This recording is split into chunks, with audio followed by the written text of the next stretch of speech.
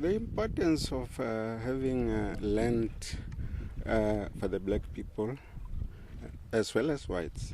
We have to produce food to feed people.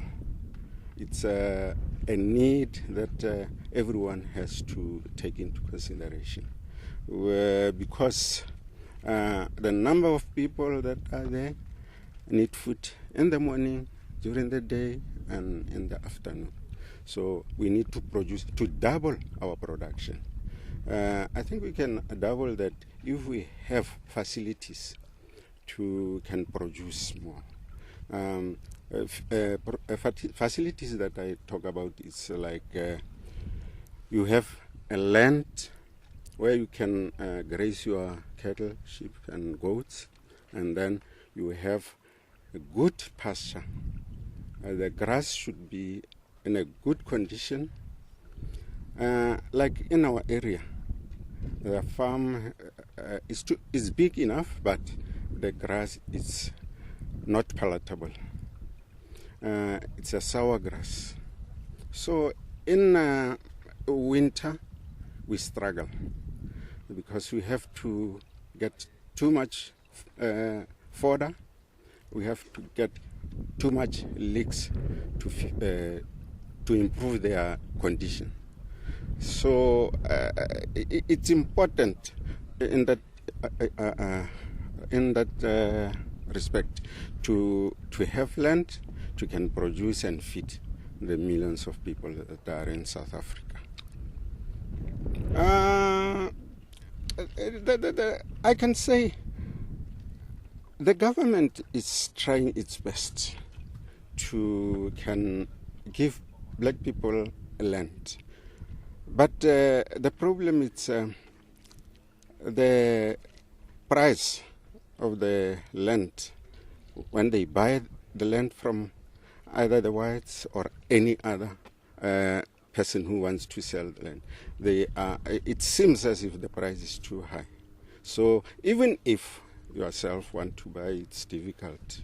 That's why we need to fast track this by negotiating the transfer of land to the black people. Firstly, the farm in which we are farming, it's dilapidated. The fence is dilapidated. The windmills are dilapidated. At the moment, we have 4 wells. 4 wells, but only one is working. We have been repairing them. They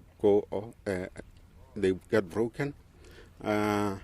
Now we are remaining with the one we are standing at the moment. We need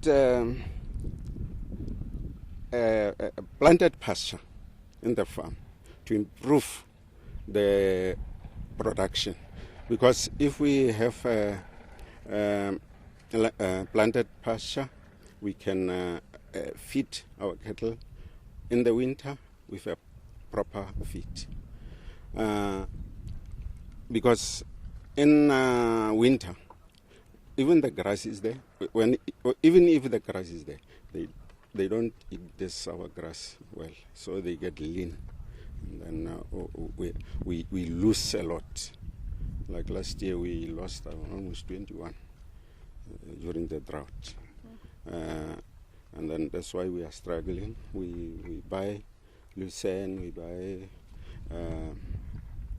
grass and leeks to can improve them. We can see how they look, but now they are still in good condition. Yeah, and then we have another problem of fire breaking out in the farms, and then that is a major problem. We don't have facilities to can make fire bells so that we can prevent fire from burning the farm. Like last year, the whole half of the farm got burnt, and then that's why we did have such a loss, because the grass was very little. And then coming back to windmills, all these windmills are broken. Only one is remaining. We need to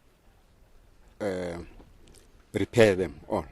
But I have requested that they replace them so that it can last us for a long time.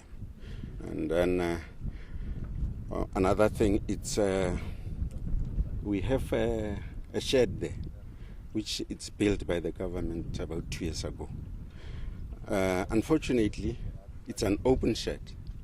I did tell them that no, this thing we can't use it because we have to put fodder in here. But if it is open, cattle are going to go through. And last year we bought 100 bags of feed, and then a week later the rainfall, and then got damaged because it's not covered. So those are major things that we lack. Yeah. At the moment, it's only the government that is helping. But with the white farmers that we are amongst them, we work together very well. So far, it's only the government that is helping us. Yeah. And what do you think? What kind of person? What does it take to have a successful farming business? What does it take from the person? A person should have interest in farming, so that he can produce well. Then you should have interest in that work that you are doing. Farming needs too much of participation by everyone who is involved in farming.